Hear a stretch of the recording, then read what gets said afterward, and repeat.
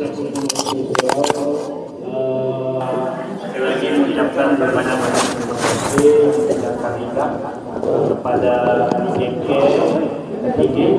dan seterusnya kepada warga Sabang yang sama-sama berkumpul lumus sebagaimana yang kita ketahui. Kita sudah mencapai beberapa kemenangan dan kejayaan. Syukur sekali lagi kita terhadap Allah Subhanahu wa Ta'ala. Tanpa tuan-tuan dan tuan-tuan siapalah kita. Surau kita ini kalau tanpa kamu siapalah surau kita di Serbang. Dikatanya di Serbang surau ini adalah milik kita bersama. Kalau bukan kita siapa lagi ya? Jadi oleh itu saya selalu mengucapkan berbanyak-banyak terima kasih atas kerjasama kesatuan perpaduan yang wujud di kalangan penduduk Australia Sabang ini. Bismillahirrahmanirrahim. Wa'tasimu bihablillahi jami'an wa la tafarraqu. Jadi istilahnya bersatulah kita dalam juang memperjuangkan demi kebaikan kita bersama. Janganlah kita berpecah belah. Perpecahan itu artinya akan membawa kita kepada kerusakan dan kelalaian. Jadi oleh itu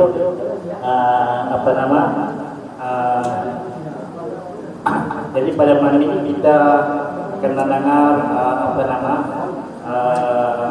tentang penceritaan kisah Nabi Muhammad SAW dari sejak lahirnya hinggalah beliau dilantik menjadi rasul pada ketika usia 40 tahun, dan seterusnya dalam perjalanan beliau hijrah dari Makkah ke Madinah dan memperjuangkan Islam selama 23 tahun.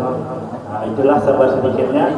Jadi dengan tidak membuang masa lagi, dengan itu jadi mempersilakan Ustaz Abdul Sani untuk memberikan ceramah tazkirah tentang kehidupan Rasulullah SAW. Yang itu menjadi semesta silakan. Bismillah. Assalamualaikum waalaikumsalam warahmatullahi wabarakatuh.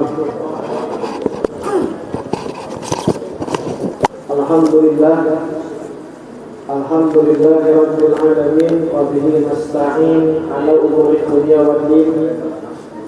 Wassalatu wassalamu ala nabiyyina al-amin khatamin nabiyyin habibi rabbil alamin sayyidina wa maulana Muhammad sallallahu alaihi wa ala alihi wa sahbihi wa man tabi'ahum bi ihsan ila yaumiddin, amma ba'd. Rabbi shrah li sadri wa yassir li amri wahlul 'uqdatam min lisani yafqahu qawli. Subhanaka la ilma lana illa ma 'allamtana innaka antal 'alimul hakim. Wa la haula wa la quwwata illa billahil 'aliyyil 'azim. Rabbi yassir wa la tu'assir, Rabbi tammin bi khair. Ila hadratin Nabi Mustafa Muhammad Rasulullah sallallahu alaihi wasallam wa alihi wa ashabihi wa li jami'i masyayikhina wa usratina wa man istama'ana hahuna bi sabihin wa dinihim wa ihsan ilayna wa li ridwa'illahi ta'ala syai'in bainahum al-Fatihah. A'udzu billahi minasy syaithanir rajim. Bismillahirrahmanirrahim. Alhamdulillahi rabbil alamin arrahmanir rahim maliki yaumiddin. Iyyaka na'budu wa iyyaka nasta'in. Ihdinas siratal mustaqim. Siratal ladzina an'amta 'alaihim ghairil maghdubi 'alaihim waladdallin. Amin. Alhamdulillah. Yang kami hormati Tuan Pengerusi Surau Al-Hidayah Kampung Seri Sabang, yang kami hormati Tuan Timbalan Pengerusi Surau Al-Hidayah Kampung Seri Sabang, yang kami hormati Dewan Kampung Seri Sabang, Tuan Imam, Tuan Bilal, jamaah sekalian ahli jawatan, kaum muslimin, kaum muslimat yang dimuliakan Allah Subhanahu wa Ta'ala.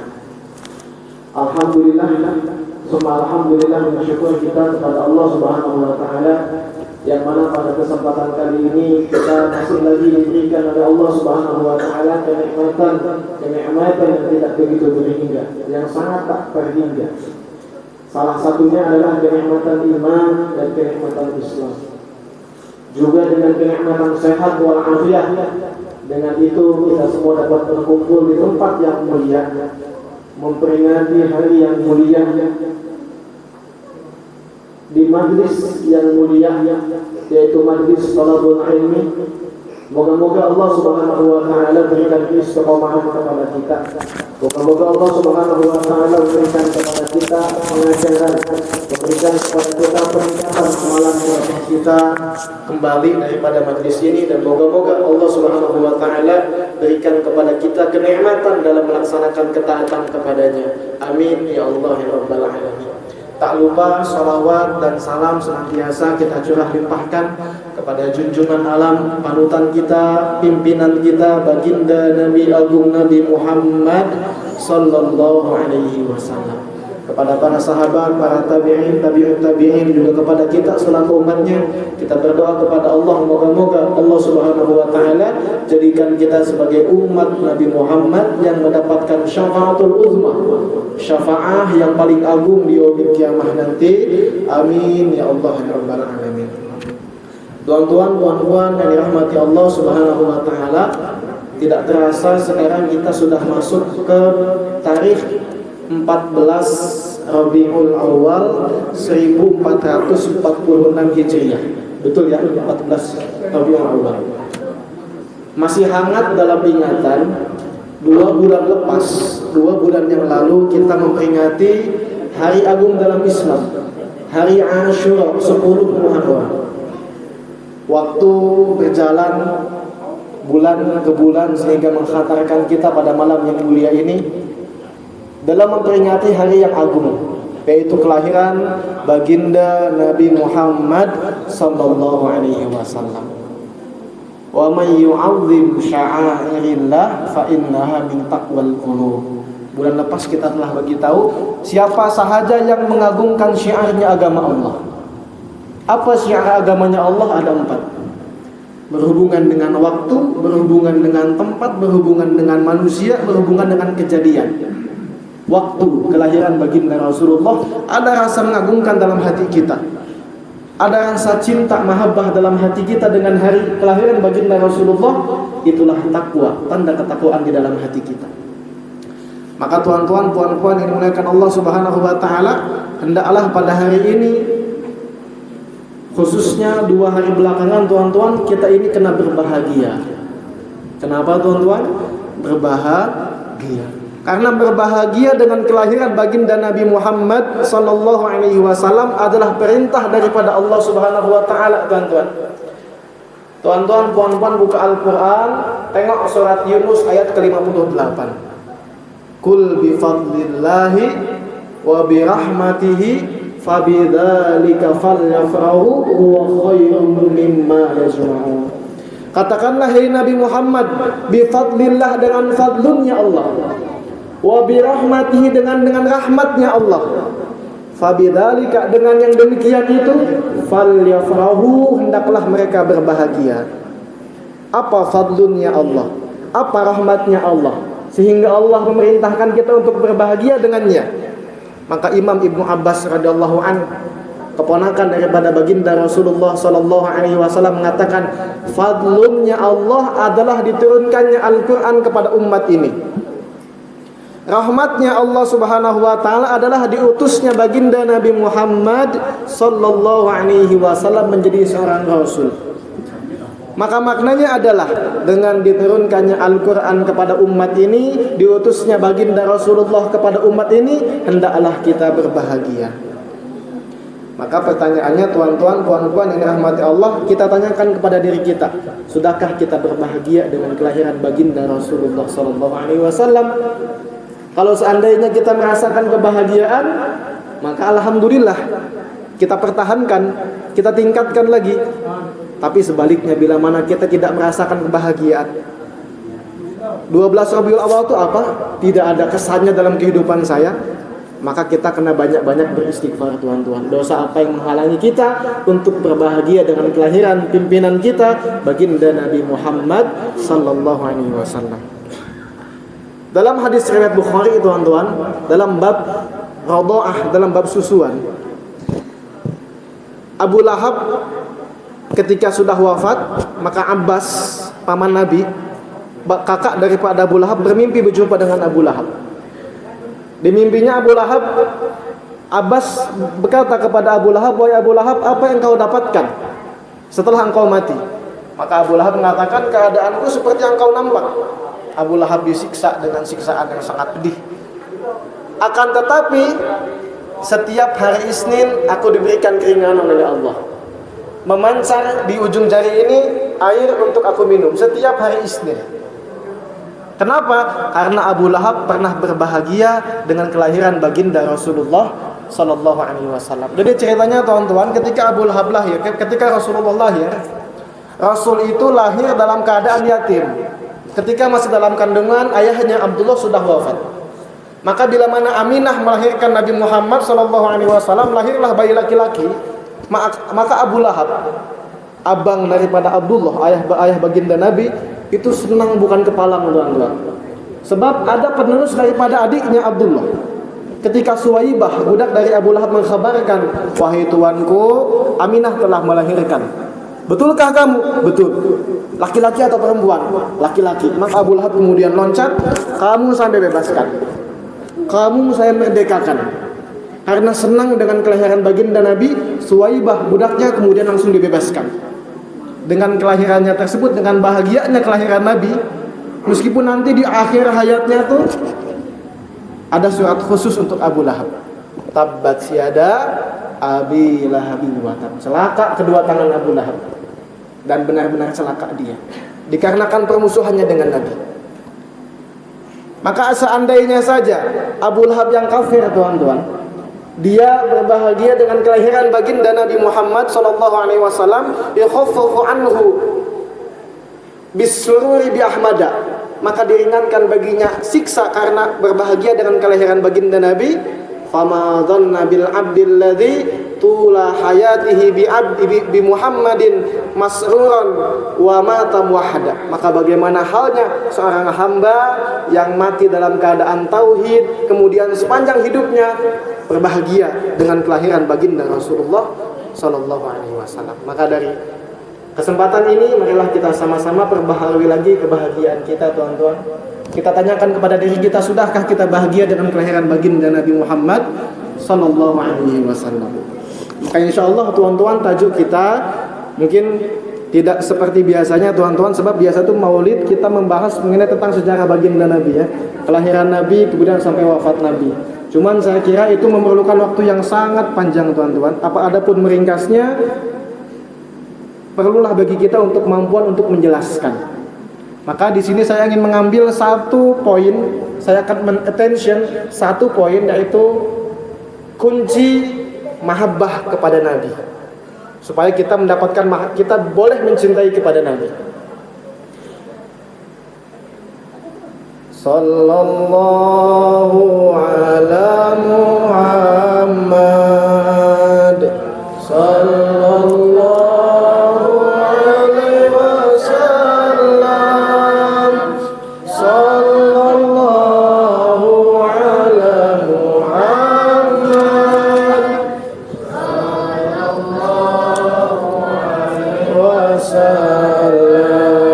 Tuan-tuan, puan-puan yang dirahmati Allah Subhanahu wa taala, bila mana kita berbincang tentang Nabi, maka kita akan membincangkan satu sosok yang kita akan habis diceritakan tuan-tuan.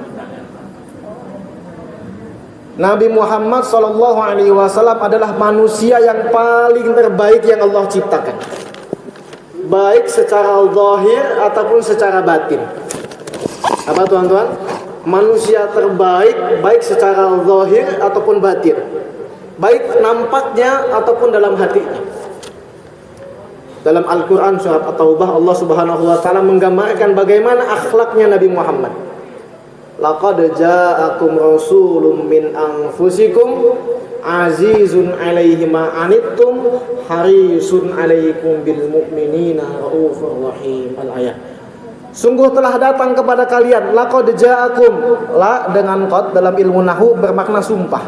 Laqad ja'akum, sungguh telah datang kepada kalian hai orang kafir Quraisy, rasulun, satu rasul, min anfusikum, dari bangsa kalian, azizun alaih, yang sangat berat baginya, sangat berat bagi dirinya, ma'anitum, apa yang kalian susahkan, wabil mu'minina harisun alaikum, dia menginginkan kamu untuk beriman, wabil mu'minina raufur rahim, dan kepada orang beriman dia berkasih sayang dan lemah lembut. Di sini tuan-tuan kita boleh tengok azizun alaikum, azizun alaihi ma'anitum. Akhlak baginda Nabi Muhammad sallallahu alaihi wasallam adalah Nabi terasa berat bila mana musuhnya mendapatkan satu kesusahan. Azizun alaihi ma'anitum, yang berat baginya apa yang kalian susahkan. Tuan-tuan, puan-puan yang dimuliakan Allah, coba kita tengok diri kita, tuan-tuan, pernah tidak kita berbahagia ketika tengok kawan kita kesusahan? Ada tengok jiran kita punya kereta baru, ini kayaknya ini duitnya duit hasil apa? Kita tengok ada adik kita, keluarga kita mendapatkan kebahagiaan, kita tidak senang. Ada mungkin sedikit akhlak hasad dalam diri kita, tuan-tuan, kita tengok kenikmatan dalam diri orang lain, kita tidak suka. Tapi sifat Nabi ini, tuan-tuan, ketika tengok musuhnya dalam kesulitan, Nabi merasa berat. Bagaimana, tuan-tuan? Akhlak apa yang seperti itu, tuan-tuan? Tengok musuhnya kesulitan, berat bagi baginda Nabi. Harisun alaikum, Nabi sangat menginginkan bagi orang kafir Quraisy tersebut untuk masuk ke dalam agama Islam. Bila mana kepada orang kafir saja seperti itu, lalu bagaimana kepada kaum muslimin, tuan-tuan? Maka inilah akhlak baginda Rasulullah sallallahu alaihi wasallam. Satu ketika Hasan bin Sabit seorang penyair di zaman dahulu, di zaman Nabi, dia tinggal di Madinah. Ketika haji ke Mekah, dia didatangi oleh orang-orang kafir Quraisy. Karena orang kafir Quraisy ini mengetahui bahwa Hasan bin Sabit seorang penyair yang terkenal, maka dia menginginkan supaya Hasan bin Sabit membuat satu syair yang isi syair tersebut menghina, menjelekkan Nabi Muhammad sallallahu alaihi wasallam. Maka dipanggillah Hasan bin Sabit, "Wahai Hasan bin Sabit, sini. Kamu buatkan syair yang isi syair tersebut menjelek-jelekan baginda Nabi Muhammad, menjelek-jelekan Muhammad." Maka kata Hasan bin Sabit ini, dia ini orangnya objektif. Dia ini kalau memang tengok jelek, saya katakan jelek. Kalau seandainya Nabi Muhammad ini baik, saya akan katakan baik. Maka ketika dia tengok Nabi Muhammad, dan syair tadi ditawari dengan tawaran yang sangat besar. Kalau seandainya dia buat syair yang kejelekan untuk menjelekkan Nabi Muhammad, akan diberikan tawaran yang sangat besar. Ketika dia ingin berjumpa, yang mana sih Muhammad?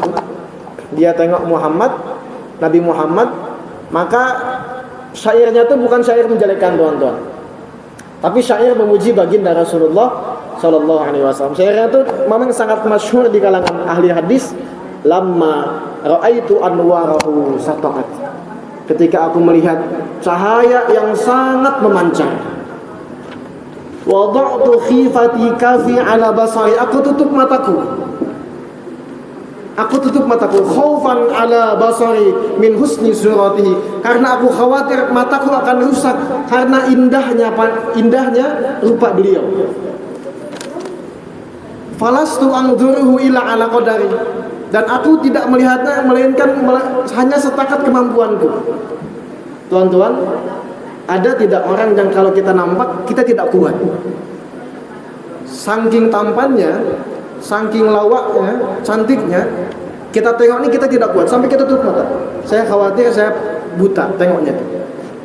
Hasan bin Sabit mengatakan, saya hanya nampak beliau itu hanya setakat kemampuan saya tidak mampu nampak lama-lama. Ruhun minan nur fi jismin minal qamar, ruh cahaya yang bersemayam dari jiwa rembulan, kahilyatin seperti perhiasan, nusijat min anjumi zuhri, yang ditenun dari bintang-bintang yang cantik. Maka tuan-tuan, puan-puan yang dimuliakan Allah Subhanahu wa taala, kalau kita tengok riwayat-riwayat yang menjelaskan tentang rupa baginda Nabi, itu dijelaskan oleh sahabat-sahabat yang masih kecil, tuan-tuan. Masih sahabat-sahabat yang masih muda. Sahabat-sahabat tua tidak kuat nampak Nabi terlampau lama, tuan-tuan. Manusia terbaik yang Allah ciptakan, rupanya sangat sempurna. Maka syair Hasan bin Sabit selanjutnya yang terkenal adalah wa ahsanu min kalam taraqatu aini. Aku tidak pernah melihat sosok yang paling indah selain baginda Nabi. Wa ajmalu min kalam talidin nisa, dan tidak ada wanita satupun dari zaman Nabi Adam sampai bayi terakhir, tidak ada wanita yang pernah melahirkan seperti baginda Nabi. Khuliqta mubarra'an min kulli aibin, engkau diciptakan tanpa aib sedikit pun. Nabi itu diciptakan tidak ada aibnya, tuan-tuan. Makanya ketika Hasan bin Sabit diperintahkan untuk menjelek-jelekan Nabi, Hasan bin Sabit bingung, apa yang mau saya jelekan? Apa cacat dalam baginda Nabi itu, apa cacatnya? Matanya mata terbaik, tangannya tangan terbaik yang Allah ciptakan, wajahnya wajah terbaik yang Allah ciptakan, rambutnya rambut terbaik yang Allah ciptakan. Apa yang mau saya jelekan terhadap baginda Nabi? Tidak ada cacat sedikit pun dalam rupanya baginda Nabi. Ka'annaka qad khuliqta kama tasha, seakan-akan engkau diciptakan karena kemauan engkau. Seakan-akan Nabi itu memilih, saya ingin mata seperti ini, saya ingin telinga seperti ini. Tuan-tuan mau ya? Kita tuh mau kalau seandainya diciptakan kita yang milih. Kalau saya boleh pilih, tuan-tuan, saya ingin hidung saya mancung, saya ingin saya tinggi, kulit saya putih, rambut saya lawak, matanya putih, saya ingin bibir saya ingin janggut yang lebat, saya ingin tangan saya kekar, otot saya besar. Kalau saya boleh pilih, saya ingin seperti itu. Nah, kesempurnaan baginda Nabi seakan-akan Nabi itu diciptakan, Nabi yang memilih sendiri anggota tubuhnya itu. Saking sempurnanya, saking indahnya rupa baginda Rasulullah sallallahu alaihi wasallam. Sallallahu ala Muhammad, sallallahu alaihi wasallam, sallallahu ala Muhammad, sallallahu alaihi wasallam. Tuan-tuan, puan-puan yang dirahmati Allah Subhanahu wa taala, sejauh mana cinta Nabi kepada umatnya, tuan-tuan? Sejauh mana cinta Nabi kepada kita, tuan-tuan? Kalau kita ingin tengok sejauh mana cinta Nabi kepada umatnya, tengoklah bagaimana cinta sahabat kepada Nabi. Sebab sebanyak apa kita menanam, maka sebanyak itu yang akan kita ambil, akan kita tuai, akan kita panen. Tengoklah cinta sahabat kepada Nabi, tuan-tuan. Tuan-tuan kenal Bilal bin Rabah, seorang sahabat, seorang budak yang dimerdekakan oleh Abu Bakar As-Siddiq, muazin pertama baginda Nabi sallallahu alaihi wasallam. Bilal ibn Rabah, bila mana ketika Nabi Muhammad sallallahu alaihi wasallam wafat, maka Bilal tidak kuat tinggal di Madinah. Sebab setiap tempat, setiap penjuru akan teringat kenangan bersama baginda Rasulullah sallallahu alaihi wasallam. Maka ketika Nabi wafat berganti dengan Abu Bakar As-Siddiq, Bilal izin kepada Abu Bakar As-Siddiq, wahai khalifah, saya izin meninggalkan Madinah. Kenapa wahai Bilal? Saya tidak kuat wahai khalifah. Setiap tempat, setiap penjuru yang saya nampak adalah baginda Rasulullah. Maka diizinkanlah Bilal untuk pindah ke Syam, tuan-tuan. Waktu berjalan tahun demi tahun, musim ke musim, Khalifah Abu Bakar wafat, digantikan Khalifah kedua Umar bin Khattab. Maka di zaman Umar bin Khattab, Bilal bermimpi bersama baginda Rasulullah sallallahu alaihi wasallam. Dalam mimpinya baginda Nabi mengatakan, wahai Bilal, kamu kemana saja Bilal? Lama kamu tidak berjumpa denganku. Maka ketika Bilal bangun, Bilal terkejut. Kemudian disiapkan perbekalan, naik ke atas kuda, langsung berangkat ke Madinah, tuan-tuan. Sampai di Madinah, disambut oleh Umar bin Khattab radhiyallahu anhu dan dua anak kecil, cucu baginda Nabi Muhammad sallallahu alaihi wasallam, Hasan dan Husain. Maka ditengoknya Hasan, ditengoknya kepada Husain, ditengoknya kaki Hasan, wajahnya Husain, tangannya Hasan, kakinya Husain, ditengoknya karena sangat mirip dengan baginda Nabi. Kerinduan yang selama ini ditahan, tuan-tuan. Maka Hasan dan Husain mengatakan, paman Bilal, nanti ketika azan tolong azankan kami ya. Wahai cucu Nabi, saya semenjak Nabi wafat itu saya tidak pernah azan lagi. Tapi karena engkau yang meminta keturunan Nabi, maka saya akan sanggupi. Maka tibalah waktu azan, tuan-tuan. Ketika tiba waktu azan, Bilal naik ke atas menara, kemudian Bilal langsung azan. Allahu Akbar, Allahu Akbar, Allahu Akbar, Allahu Akbar. Maka penduduk Madinah semuanya keluar, tuan-tuan. Ada apa ini? Apakah baginda hidup kembali? Ada apa ini? Teringat kembali kenangan bersama baginda Rasulullah sallallahu alaihi wasallam. Semua berkumpul ke Masjid Nabawi.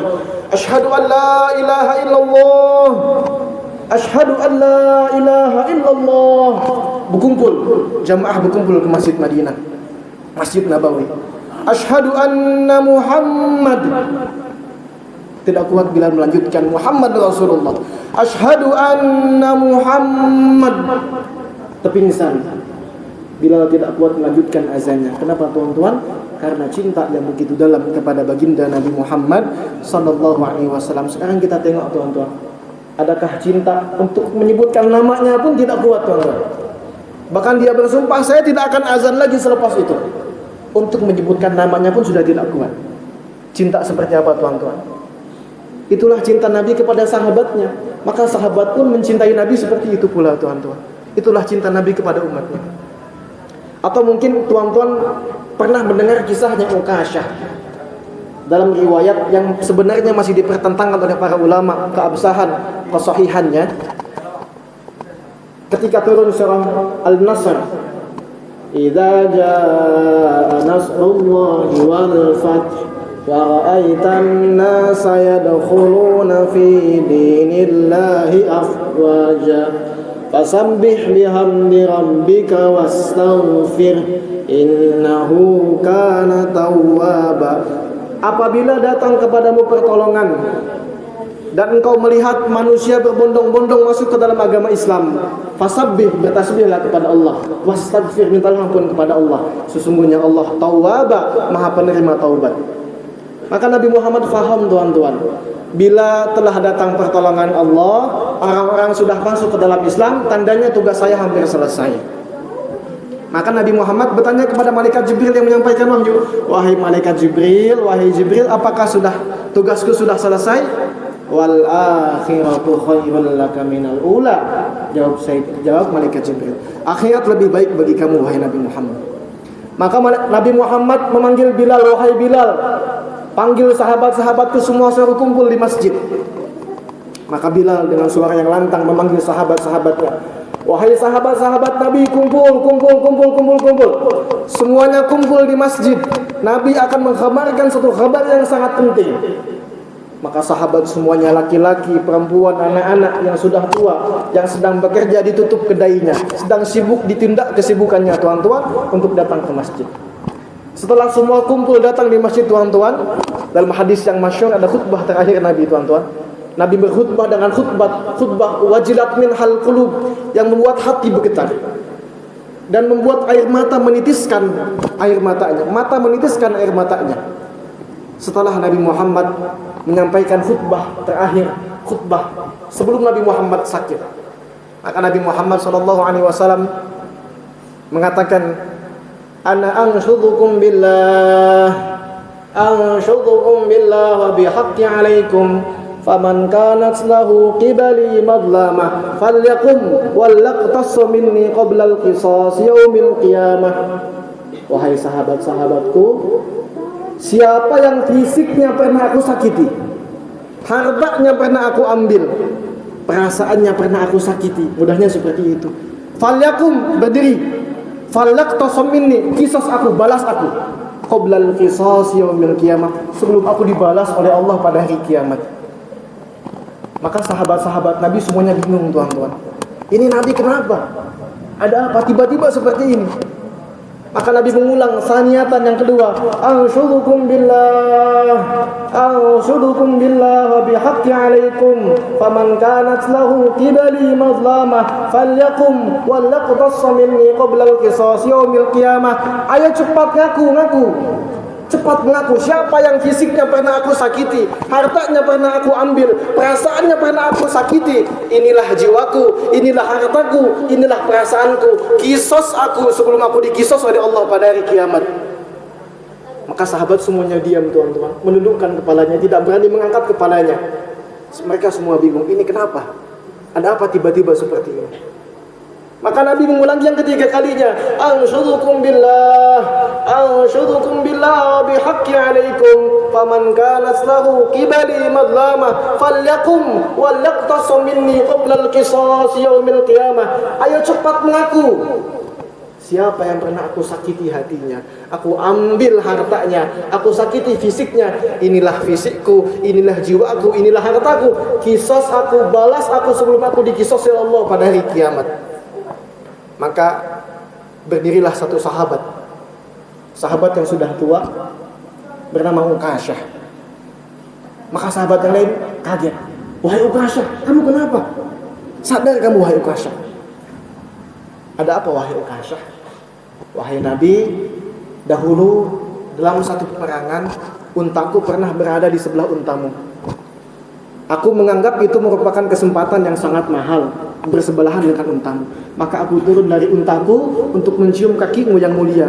Ketika aku hendak mencium engkau memukul pundakku wahai Nabi. Aku tidak tahu apakah itu sengaja atau tidak disengaja. Yang pasti itu sangat sakit ya Rasulullah. Maka sabda Nabi, wahai Uqasyah, kalau yang itu aku tidak mengetahuinya. Aku tidak bermaksud memukul engkau, aku hendak bermaksud pukul untaku. Tapi kalau seandainya engkau hendak membalas, silahkan, inilah tubuhku. Maka Nabi Muhammad memerintahkan kepada Bilal, wahai Bilal, ambil tongkat yang pernah aku pukulkan kepada Uqasyah. Bilal hanya mematung berdiri, tuan-tuan, dia tidak keluar.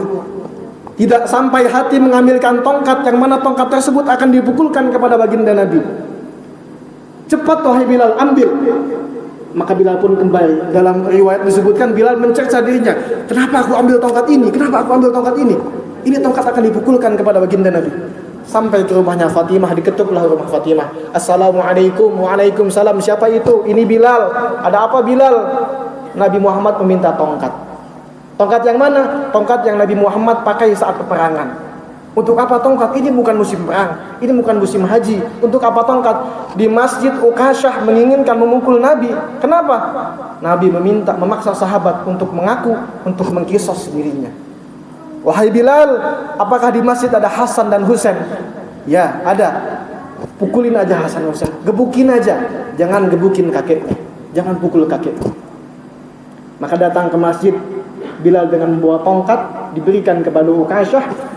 Maka ketika tongkat di tangannya Uqasyah, Abu Bakar dan Umar berdiri, tuan-tuan. Wahai Uqasyah, jangan pukul baginda Nabi, pukul saja kami. Maka sabda Nabi, ya Abu Bakrin, ya Umar bin Khattab, uq'uda, sudah duduk. Allah sudah mengetahui, qad arafallahu maqamakuma, Allah mengetahui maqam kamu berdua, sudah duduk. Ketika mereka berdua duduk, berdirilah satu pemuda yang sangat gagah berani, Ali bin Abi Thalib. Ya Uqasyah, jangan pukul baginda Nabi, pukul saja saya. Berapa kali? 100 kali, 1000 kali, silahkan. Jangan pukul baginda Nabi. Ya Ali, ijlis, uq'ud, duduk, sudah duduk. Allah sudah mengetahui niat kamu. Maka ketika Ali duduk, bangunlah dua cucunya, anak daripada Sayyidina Ali, cucu dari baginda Rasulullah sallallahu alaihi wasallam, Hasan dan Husain. Ya paman Uqasyah, wahai paman Uqasyah, engkau inginkan darah Nabi, engkau inginkan fisik Nabi, pukul saja kami. Dalam diri kami mengalir darah Nabi, fisik kami fisik Nabi pula, pukullah kami. Maka Nabi mengatakan, ya qurrata aini, wahai pelipur laraku, uq'uda, sudah duduk. Qad arafallahu makanakuma, Allah sudah mengetahui tempat kalian berdua, sudah duduk. Ketika Hasan dan Husain duduk, kemudian Uqasyah mengatakan, wahai Nabi, ketika engkau memukul saya dalam keadaan tidak memakai baju. Maka sudikah Tuhan membuka baju Tuhan? Maka Nabi membuka bajunya, terpancarlah cahaya wajah badan yang paling sempurna yang telah Allah Subhanahu wa taala ciptakan. Ketika Nabi Muhammad telah melepaskan pakaiannya, tuan-tuan, Ukasyah mendekat kepada baginda Nabi. Para sahabat tidak ada yang berani melihat baginda Nabi dipukul, tuan-tuan. Semakin mendekat, dilemparkan tongkatnya, dipeluk badannya baginda Rasulullah sallallahu alaihi wasallam. Wahai Nabi Muhammad, saya tidak bermaksud memukul engkau wahai Nabi Muhammad. Siapa yang sudi, siapa yang tega memukul engkau wahai Nabi Muhammad? Saya mengetahui ini adalah perpisahan wahai Nabi Muhammad. Saya hanya ingin kulit saya menyentuh dengan kulit engkau sebelum engkau tiada wahai Nabi Muhammad. Maka apa sabda Nabi baginda Nabi? Wahai sahabat-sahabatku, jikalau kalian ingin mengetahui temanku di surga nanti, tengoklah lelaki ini. Siapa saja yang kulitnya bersentuhan dengan kulitku, maka haram baginya api neraka. Sallallahu ala Muhammad.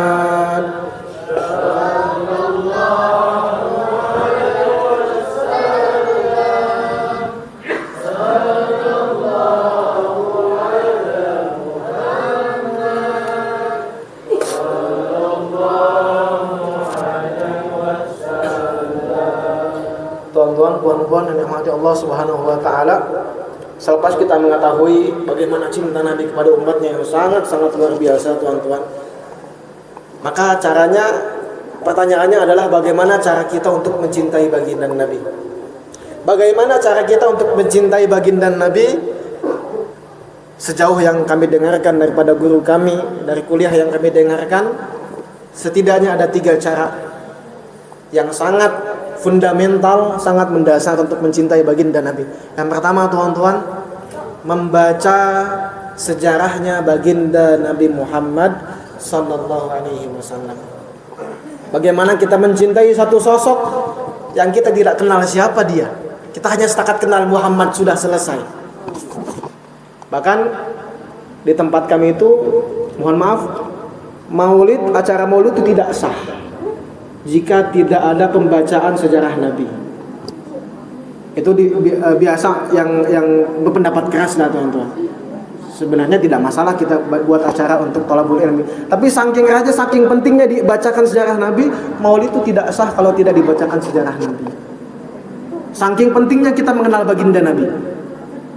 Dalam istilah itu, tak kenal maka tak sayang, tak cinta. Bagaimana kita cinta Nabi? Anak-anak Nabi pun kita tidak mengetahuinya. Bagaimana kita cinta Nabi? Istri Nabi pun hanya tahu jumlah bilangannya saja. Berapa istri Nabi? Istri Nabi ada 11. Sebutkan. Khadijah, Aisyah, sudah 2 saja yang tahu, tuan-tuan. Selebihnya wallahu a'lam bishawab. Bagaimana kita cinta kepada Nabi jika kita hanya setakat mengetahui Nabi Muhammad lahir, menjadi nabi, puasa, hijrah, nuzulul Quran, wafat, selesai. Di dalamnya cerita yang sangat luar biasa, mengandung ibrah, mengandung pelajaran-pelajaran, tuan-tuan. Maknanya di sisa umur kehidupan kita, tuan-tuan, marilah kita sama-sama membuka wawasan kita. Kita baca sejarah Nabi, tuan-tuan. Ada banyak kitab-kitab sekarang yang dapat dipercaya. Ar-Rahiq wal Makhtum karya Syekh Sofy Rahman Al-Mubarakfuri, ada Sirah Ibnu Hisham.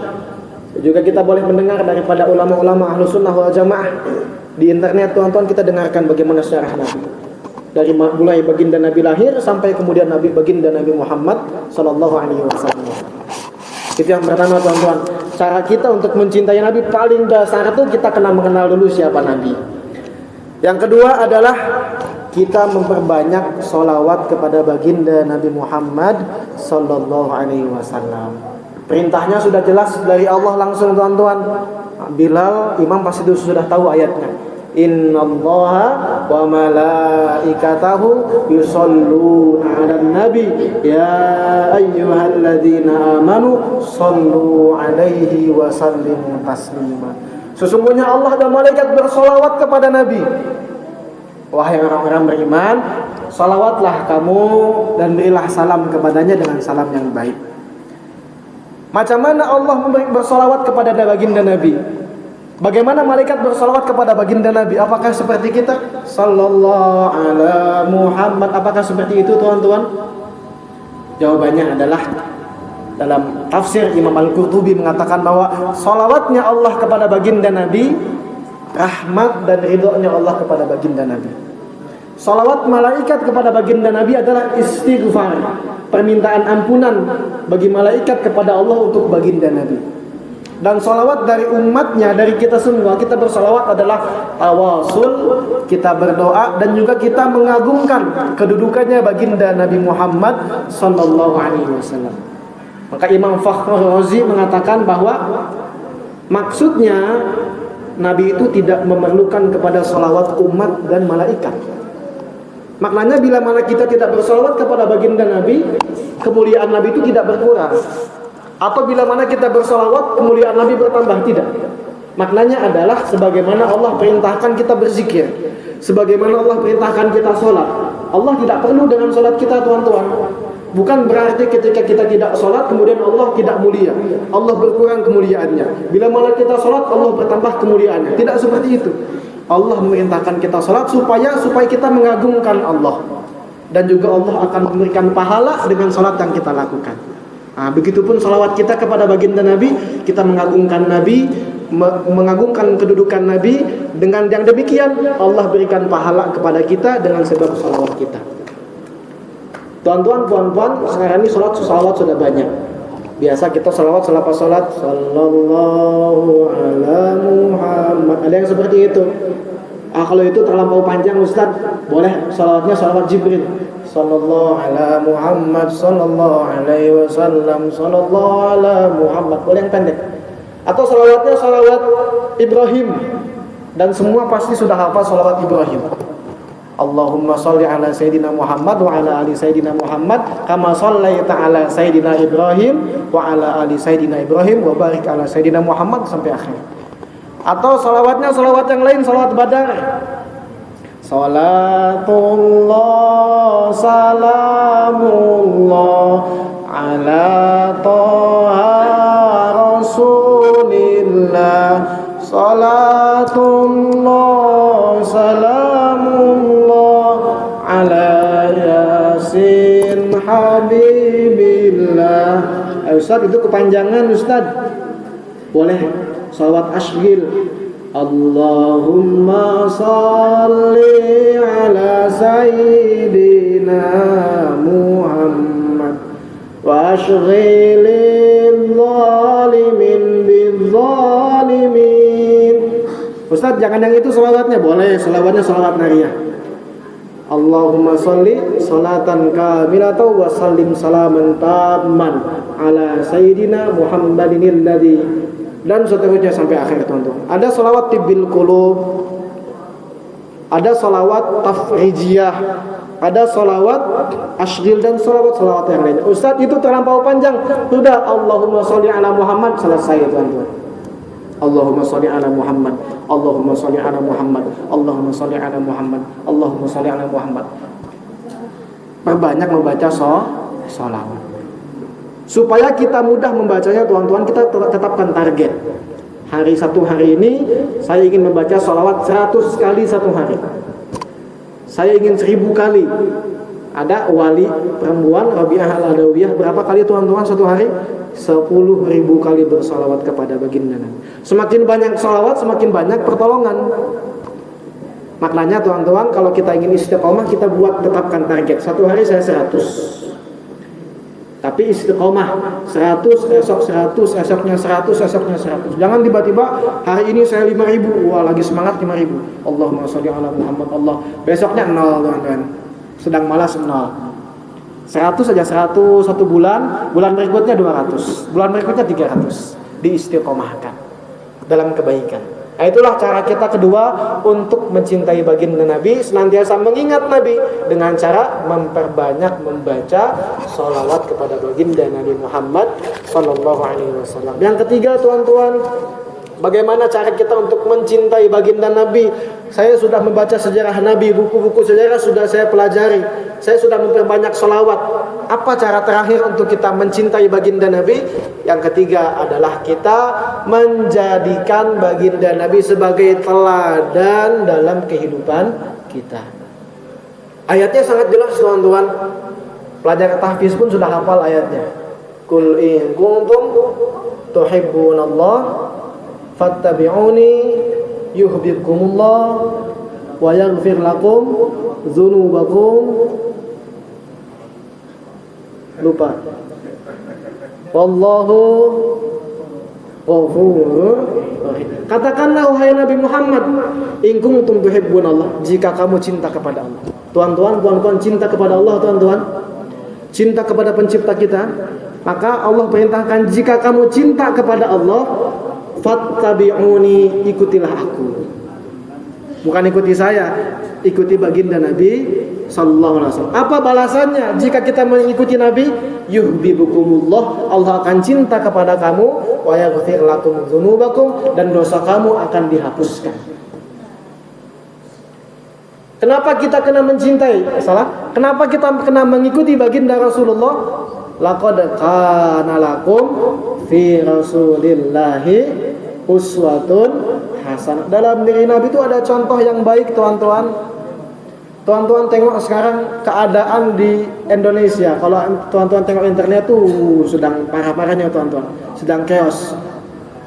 Sedang banyak terjadi huru-hara, tuan-tuan. Kenapa? Ketika pajak naik, banyak pajak yang ditetapkan, pajaknya naik, pekerjaan hanya sedikit. Kemudian gaji itu tidak setara dengan pajak yang ditetapkan. Dalam masa yang sama, parlemen gajinya 100 juta, tuan-tuan, 30 ribu. Guru bertahun-tahun gajinya hanya setakat 300 ribu. 100 ringgit guru, ahli parlemen 30 ribu ringgit. Bagaimana masyarakat tidak marah, tuan-tuan? Ahli parlemen yang kerjanya itu tidak jelas. Bahkan kita tidak menengok kontribusi daripada pemerintah. 30 ribu gaji dengan banyak tunjangan. Sedangkan kita sebagai masyarakat biasa hanya setakat 100 ringgit bagi guru. Atau mungkin yang punya pekerjaan lainnya pas-pasan tapi banyak pajak yang perlu dibayarkan. Maka masyarakat marah, rumah-rumah dari ahli parlemen itu dijarah, tuan-tuan. Meskipun kita tidak membenarkan. Rumahnya itu diambil barang-barang itu. Gedung parlemen di kota-kota besar dibakar, tuan-tuan, di Indonesia. Atau mungkin kita tengok, saya tengok media sosial di Malaysia, di Facebook ini, karena case Zara, Justice for Zara, karena mungkin ada sedikit ketidakadilan yang ditampakkan oleh penguasa atau penegak hukum, sehingga banyak masyarakat yang marah. Kenapa, tuan-tuan, boleh terjadi seperti ini?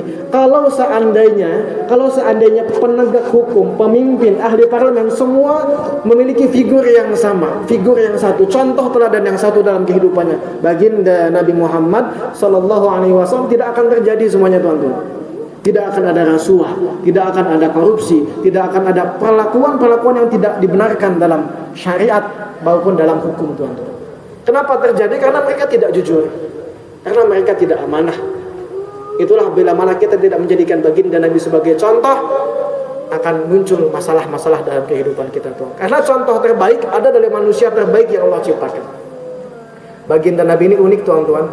Dia boleh menjadi contoh bagi siapapun. Tidak ada alasan bagi kita untuk tidak mengikuti baginda Nabi, tuan-tuan. Baginda Nabi boleh menjadi contoh bagi seorang ayah kepada anak-anaknya. Tuan-tuan punya anak, tengok bagaimana perlakuan Nabi kepada anaknya. Atau suami kepada istrinya, tuan-tuan. Atau sebagai pemimpin keluarga, bagaimana sahabat dengan sahabatnya, tengok contoh baginda Nabi kepada sahabatnya. Atau guru kepada muridnya, tengok baginda Nabi. Atau murid kepada gurunya, tengok baginda Nabi. Baginda Nabi mengajar kepada malaikat Jibril, belajar. Tengok bagaimana adab Nabi belajar kepada malaikat Jibril. Atau saya ini politisi, saya ini ahli parlemen, saya ini dalam urusan politik. Tengok bagaimana Nabi berpolitik, tuan-tuan. Bagaimana Nabi mengurus satu negara, masyarakat yang besar ketika itu. Tengok bagaimana Nabi menjadi kesatria dalam peperangan, tuan-tuan. Saya pebisnis, tengok bagaimana Nabi berbisnis, tuan-tuan. Siapapun itu, tidak ada alasan untuk mengikuti baginda Rasulullah sallallahu, untuk tidak mengikuti baginda Rasulullah. Orang kaya ada contohnya dalam baginda Nabi, orang miskin pun bagaimana Nabi mencontohkan. Bahkan hubungan hamba kepada Allah, tengoklah baginda Nabi, salatnya baginda Nabi macam mana. Nah, maka cara ketiga kita untuk mencintai baginda Nabi, jangan ikuti orang-orang lain, tuan-tuan. Jangan ikuti orang-orang Aristoteles lain sebagainya. Bukan kita tidak boleh belajar dalam filsafat. Kita tengoklah contoh terbaik, selesai. Tengok hadis baginda Nabi seperti apa, selesai. Sekarang senang, tuan-tuan buka Shopee, tengok kitab Syama'il Muhammadiyah. Harganya tidak lebih daripada 40 ringgit, mungkin 30 ringgit, tuan-tuan. Dan saya yakin tuan-tuan Apabila ada kelapangan, duit itu tidak akan rugi tuan-tuan ketika tuan-tuan beli kitab. Syama'il Muhammadiyah karangan Imam At-Tirmidzi. Apa isinya? Isinya adalah kehidupan baginda Nabi, bagaimana Nabi tidur, bagaimana baginda Nabi makan, bagaimana baginda Nabi minum, bagaimana baginda Nabi ketika berhubungan dengan sahabatnya, dengan istrinya, bagaimana baju Nabi, duduknya Nabi. Bahkan disebutkan bagaimana rambutnya Nabi, janggutnya Nabi, matanya Nabi, semuanya disebutkan dengan jelas. Jadi tuan-tuan, kalau ada kelapangan rezeki boleh beli kitab Syama'il Muhammadiyah.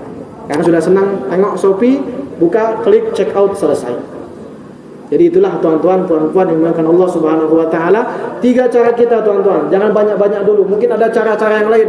Itu pembahasan yang lain. Cuma untuk pertemuan kali ini tuan-tuan, jangan sampai dengan adanya acara tadi pagi kemudian malam ini hanya setakat seremoni, hanya setakat formalitas belaka.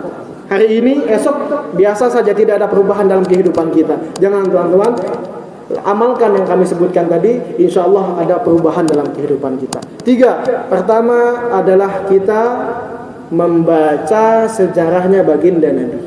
Kedua, memperbanyak sholawat. Tetapkan target setiap hari mau berapa tuan-tuan. Beli tasbih digital. Yang ketiga, kita menjadikan baginda Nabi sebagai teladan dalam kehidupan kita. Insya Allah dengan rahmatnya Allah, moga-moga kita semua pada kesempatan kali ini Allah perbaiki, Allah mudahkan kita untuk memperbanyak baca salawat, Allah memudahkan kita untuk mengikuti kehidupan baginda Rasulullah, dan moga-moga Allah Subhanahu wa taala mengekalkan kita, mengumpulkan kita bersama baginda Nabi Muhammad sallallahu alaihi wasallam. Sallallahu ala Muhammad.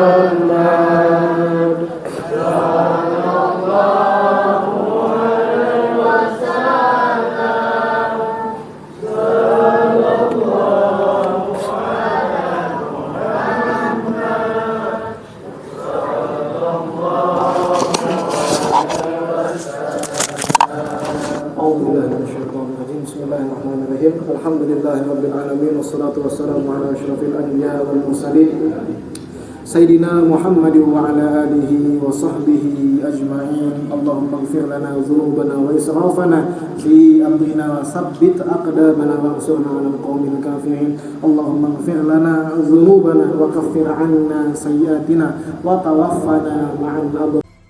Man ana